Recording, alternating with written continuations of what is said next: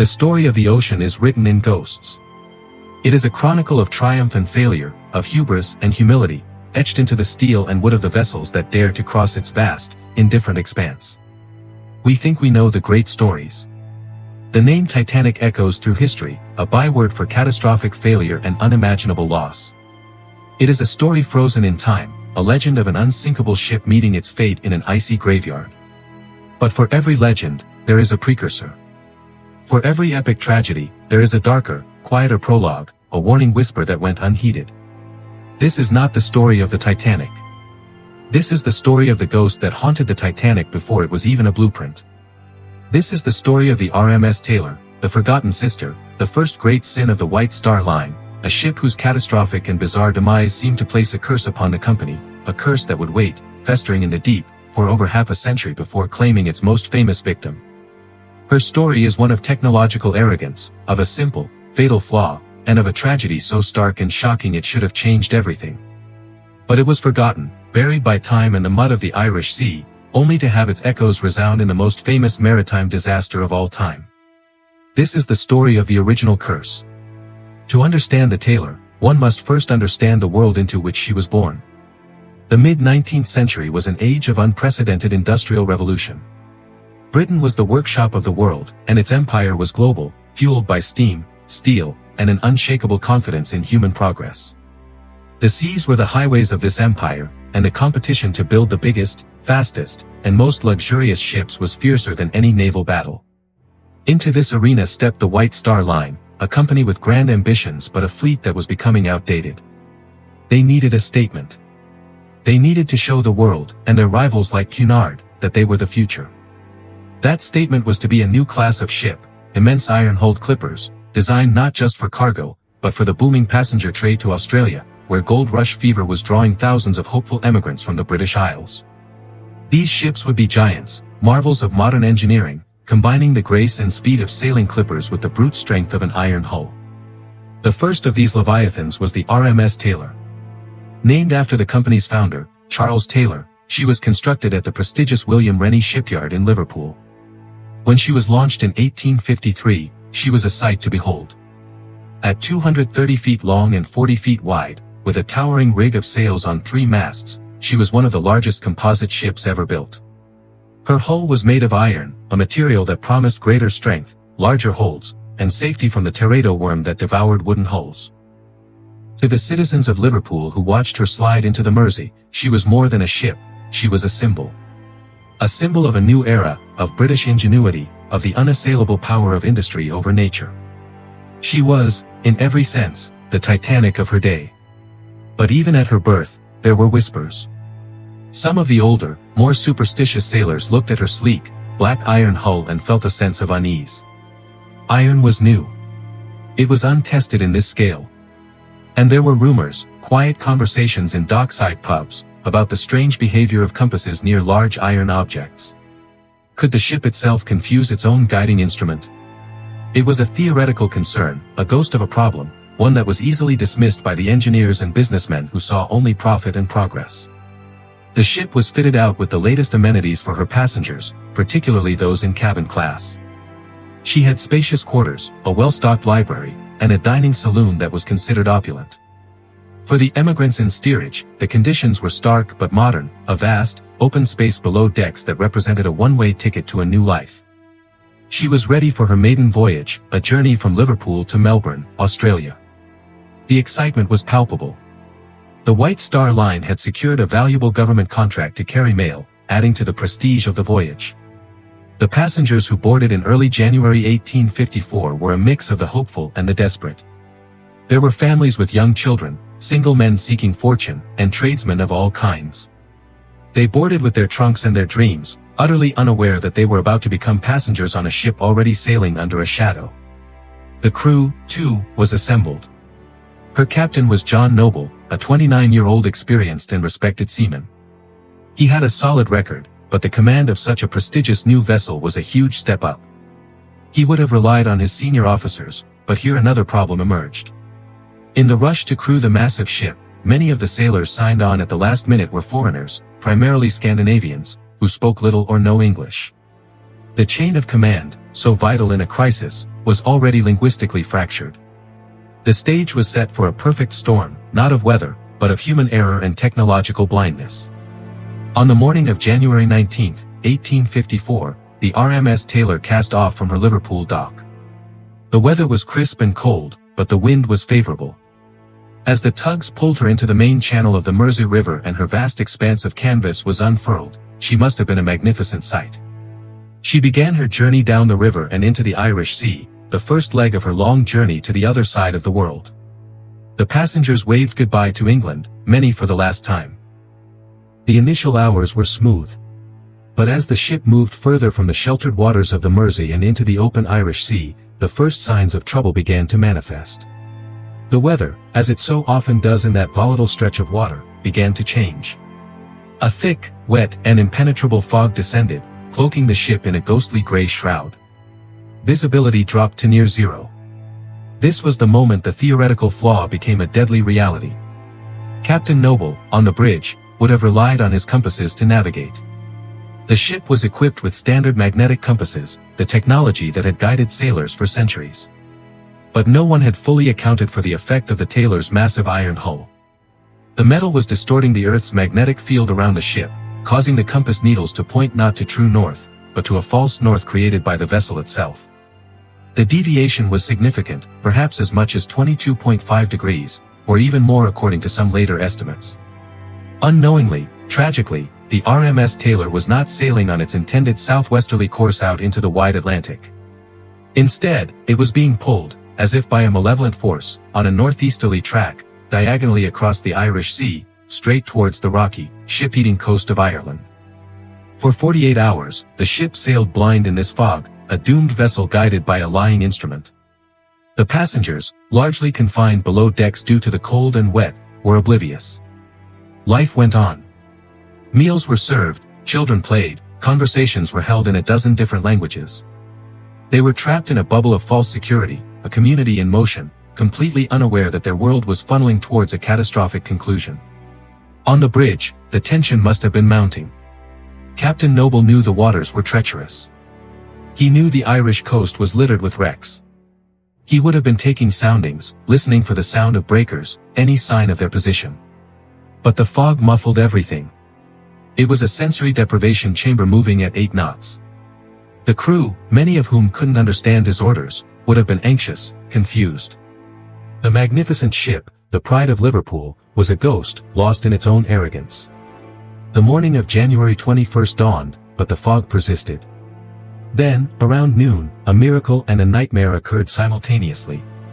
A strong wind began to blow, and as quickly as it had arrived, the fog lifted. The world snapped back into sharp, terrifying focus. And what the crew saw from the deck would have frozen the blood in their veins. They were not in the open ocean. They were not safely on their way to Australia. They were inside a bay, and directly ahead of them, horrifyingly close, were the dark, sheer cliffs of an island. They were looking at Lambay Island, a small, rocky outcrop off the coast of Dublin. The sight was one of utter terror. The ship was being driven by a powerful wind directly towards the cliffs. Panic erupted on the bridge. Captain Noble shouted orders. He commanded the crew to wear ship, a complex maneuver to turn the vessel away from the wind. But the Tayleur, for all her size, was notoriously slow to answer her helm. She was heavy, cumbersome, and the wind was now a gale force westerly, pinning her against the coast. The crew scrambled to adjust the sails, to change their angle and provide some leverage to turn. The passengers, hearing the shouts and the frantic running on the decks above, began to pour out from below, their confusion turning to sheer terror as they saw the jagged rocks looming ever closer. The sound of the surf pounding against the base of the cliffs was a dreadful drumbeat counting down their final moments. Captain Noble, realizing that wearing ship was impossible, made a last, desperate decision. He ordered the anchors dropped. The massive iron anchors splashed into the sea, their chains roaring out of the hawsepipes. For a brief, heart-stopping moment, it seemed it might work. The anchors caught on the seabed. The ship shuddered and slowed. A collective gasp of hope must have gone up. But it was a fleeting illusion. The wind was too strong, the ship too heavy. With a sound of screaming, tearing metal, the anchor chains snapped. The Tayleur was free again, and now completely at the mercy of the wind and current. She was driven, stern first, towards the rocks. The impact, when it came, was not a single crash, but a series of brutal, grinding collisions as the waves lifted the ship and smashed its iron hull against the unyielding stone. The sound was described by survivors as unlike anything they had ever heard, a cacophony of shrieking metal, splintering spars, and the terrified screams of 650 people. The ship struck a point on Lambay Island known today, fittingly, as Taylor's Bay. The stern was the first to be compromised, the iron plates buckling and tearing open like a tin can. Icy water poured into the hull. The ship, held fast on the rocks, began to list violently to one side. The chaos that followed was a textbook example of a disaster unfolding without any hope of control. The lifeboats were launched, but the operation was haphazard and doomed. The crew, already hampered by language barriers, were now in a state of panic themselves. Some lifeboats were lowered unevenly, spilling their occupants into the churning, freezing water. Others were smashed against the side of the ship by the powerful waves. The list of the ship made it impossible to launch many of the boats on the port side. In a scene of both horror and macabre opportunity, the ship was so close to the cliffs that some passengers, in their desperation, attempted to jump onto the rocks. It was a fatal miscalculation. Some were dashed against the stone by the waves. Others managed to find a foothold, only to slip and fall from the sheer, slippery cliffs. The true heroism of that day came from a few crew members and able-bodied seamen who managed, against all odds, to get a line to shore. A rope was secured to the ship and fastened to a rock on the island. A handful of people, including Captain Noble himself, managed to shimmy across this precarious line to the relative safety of the island. It was a terrifying journey, hand over hand, over a seething cauldron of white water and sharp rocks. But for every person who made it, dozens could not. The majority of the passengers were trapped. The women and children, who had been kept below decks for safety at the start of the crisis, were now prisoners in a sinking iron tomb. As the ship filled with water and settled on the rocks, the lower decks were inundated. The very design of the ship, with its watertight compartments, worked against them, trapping them in sections as the water rose. The sounds from within the hull were later described as too awful to recount. Within a shockingly short time, less than 2 hours after the initial impact, the RMS Tayleur had been utterly destroyed. The broken hull settled on the seabed, with parts of the mast and rigging still visible above the waves like a grave marker. The survivors huddled on the cold, barren island, watching as the waves washed over the wreck, carrying with them the bodies of their fellow passengers. The scale of the loss was staggering. Of the approximately 650 souls on board, only around 280 survived. It was a mortality rate of over 55%. Among the dead were an estimated 290 women and children, who had stood little chance in the chaotic and brutal evacuation. The following day, as the news reached the mainland, the shockwaves began to spread. The people of the nearby village of Rush, on the Irish coast, launched rescue boats, but they could only recover bodies. The wreckage of the great ship, the pride of the White Star Line, was a scene of utter devastation. The public outcry was immediate and furious. How was it possible? How could a brand new, state-of-the-art, unsinkable, iron ship, owned by one of the most prominent shipping lines in the world, sink on its very first voyage, in fine weather, and within sight of land? The newspapers were filled with gruesome accounts and scathing indictments. The British Board of Trade launched a formal inquiry. The inquest, held in Dublin, heard testimony from survivors, including Captain Noble. The findings were damning, yet they focused on the immediate, practical causes. The primary cause was officially listed as the faulty compasses. The iron hull had indeed rendered the ship's primary navigational instrument useless. The second major cause was the inexperience of the crew and their inability to understand orders. The inquiry also noted that the ship was somewhat over-canvassed, meaning it had too much sail for its size, making it difficult to handle. Captain Noble was criticized for not taking more frequent soundings, but he was largely exonerated, as he had been let down by his equipment and his crew. The White Star Line, eager to contain the public relations disaster, quietly settled claims and tried to move on. But in the court of public opinion, a different verdict was being reached. In the pubs, the coffee houses, and the newspapers, a more sinister theory began to take root. This was the White Star Line's first major foray into building giant, record-breaking ships. And it had ended in catastrophic, almost inexplicable failure. It felt like an omen. A curse.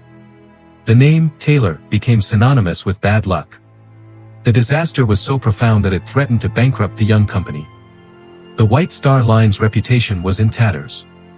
They had to reinvent themselves, which they eventually did by focusing on steam power and eventually commissioning the Olympic-class liners. But the shadow of the Taylor lingered. The ship was largely forgotten by history, a footnote overshadowed by larger, more dramatic disasters in the decades that followed. But the curse, it seems, was not finished with the White Star Line. It waited. It bided its time for 58 years.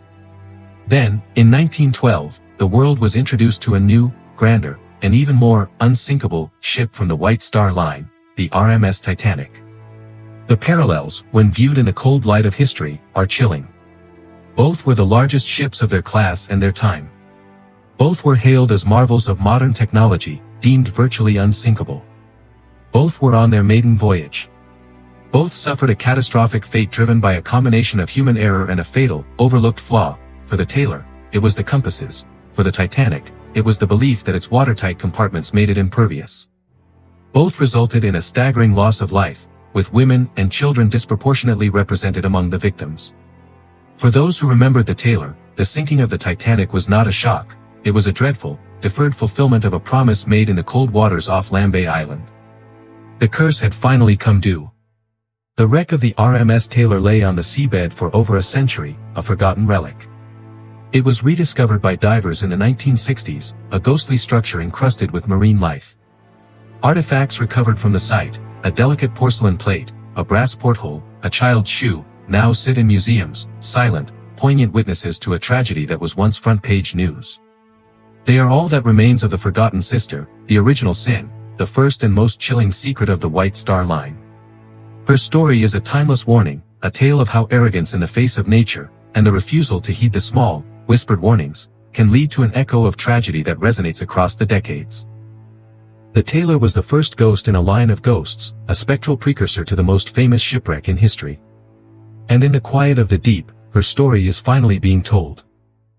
The immediate aftermath on Lambay Island was a scene from a medieval vision of hell, transposed onto a barren, windswept Irish coastline. The 280 survivors, soaked, frozen, and in a state of profound shock, found themselves stranded on the island with the dead and the dying. They had escaped the iron tomb of the ship only to be delivered into a rocky purgatory.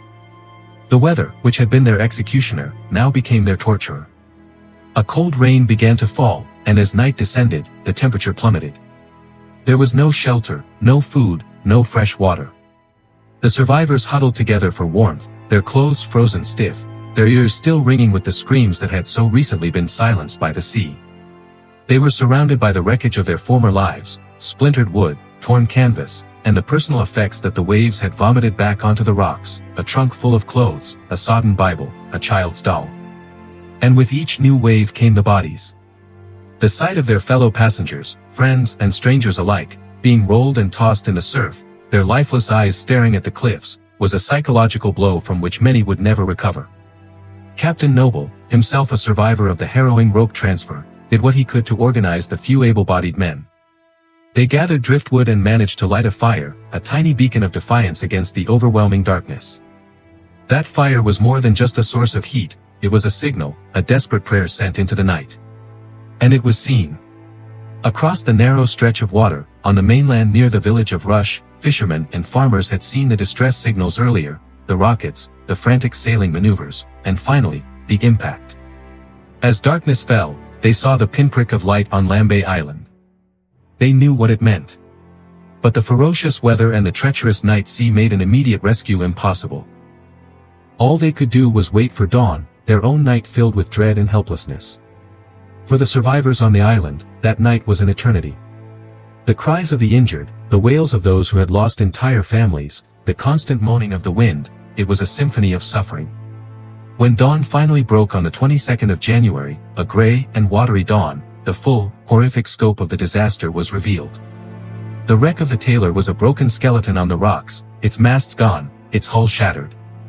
The sea around it was a churning soup of debris and bodies. The survivors, now blue with cold and on the brink of exposure, saw the rescue boats setting out from Rush. The journey to the island was perilous, the small boats battling the same swells that had destroyed the giant ship.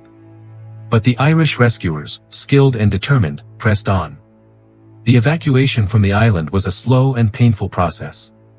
The survivors, many too weak to walk, had to be carried and half-dragged to the water's edge and lifted into the boats. The rescuers also began the grim task of recovering the dead, pulling them from the water and laying them in rows on the island, a makeshift morgue against the sky. The emotional toll on these local men was immense. They were retrieving women still clutching their infants, children no older than their own. The village of Rush, a small, tight-knit community, was transformed overnight. It became a town of ghosts and mourners. The survivors were taken into cottages, wrapped in blankets, and given what little food and comfort the villagers could spare. The local priest, Father James Farrell, worked tirelessly, administering last rites to the dying and comforting the bereaved. The dead were brought to a makeshift mortuary set up in a storehouse near the harbor. The process of identification began, a heart-rending task made nearly impossible by the state of the bodies and the fact that many passengers were unknown to each other. The scale of the loss began to filter out to the world. The initial newspaper reports were chaotic and often inaccurate, but as more survivors were interviewed, the true horror became clear. The telegraph wires hummed with the news. Appalling shipwreck off the Irish coast. Loss of the Tayleur, nearly 400 feared drowned. The public, first in Ireland and then across Britain, was stunned. This was not just another shipwreck. This was the brand new, flagship vessel of a major company, lost on its first outing. It felt like a betrayal of the very promise of progress. The outcry was swift and merciless. The newspapers, particularly the Times of London and the Liverpool Mercury, led the charge, demanding answers. How could such a thing happen? Who was to blame? The pressure on the Board of Trade was immense. A formal court of investigation was convened in Dublin. The atmosphere in the courtroom was tense, a mixture of raw grief and simmering public anger. Captain John Noble was the first to testify. He cut a tragic figure, a competent captain who had been utterly failed by his technology and his crew. He described the fog, the malfunctioning compasses, the inability to communicate with his men, and the final, desperate struggle with the anchors. His testimony was calm and measured, but the despair was palpable. He had lost his ship and hundreds of lives entrusted to his care on his first command of such a vessel. Other survivors corroborated his story. They spoke of the confusion, the language barrier, the terrifying moment the cliffs emerged from the fog. The court heard from nautical experts who explained the phenomenon of magnetic deviation on iron ships, a known but tragically overlooked risk. The final report placed the blame squarely on the compasses and the crew. It stated that the ship was lost in consequence of the compasses being out of order, and not having sufficient reliable men to work the ship. It was a clean, technical conclusion. But it did little to quell the public's thirst for a deeper meaning. In the psyche of Victorian Britain, a world still steeped in superstition despite its industrial prowess, the Tayleur disaster felt like a judgment. The White Star Line had flown too close to the sun. They had built a monster they could not control, a technological Icarus whose wings melted not from the sun, but from its own inherent, flawed nature. The name, White Star, became temporarily associated with tragedy and hubris. The company, reeling from the financial and reputational damage, was forced to change course. They began a slow and careful rebranding, eventually moving away from massive sailing clippers and towards the future, steamships. But the memory of the Tayleur, like a scar, remained beneath the surface. The ship itself faded from public memory, a ghost story told by old sailors. But in the annals of maritime history, and in the silent corridors of the White Star Line's headquarters, the lesson of the Tayleur was a persistent, if unspoken, specter. It was a lesson about the fallibility of technology, the danger of arrogance, and the absolute necessity of heeding small warnings. It was a lesson that, 58 years later, would be presented once again, on a much grander and more tragic scale. The connection between the Tayleur and the Titanic is not one of direct causation, but of eerie, poetic resonance. It is a pattern of tragedy, a template of disaster that the White Star Line seemed doomed to repeat. When the RMS Titanic was conceived, it was as the ultimate expression of everything the Tayleur had aspired to be. It was the largest, most luxurious, most technologically advanced ship in the world. And it was declared, famously, to be practically unsinkable. The very language echoed the unspoken confidence that had surrounded the Tayleur. Both ships were the pride of their respective eras, symbols of a company desperate to prove its dominance. And both ships shared a critical, fatal vulnerability born of overconfidence. For the Tayleur, it was the belief that an iron hull was inherently superior, without a full understanding of its side effects. For the Titanic, it was the belief that a series of watertight compartments made it invulnerable to any conceivable accident.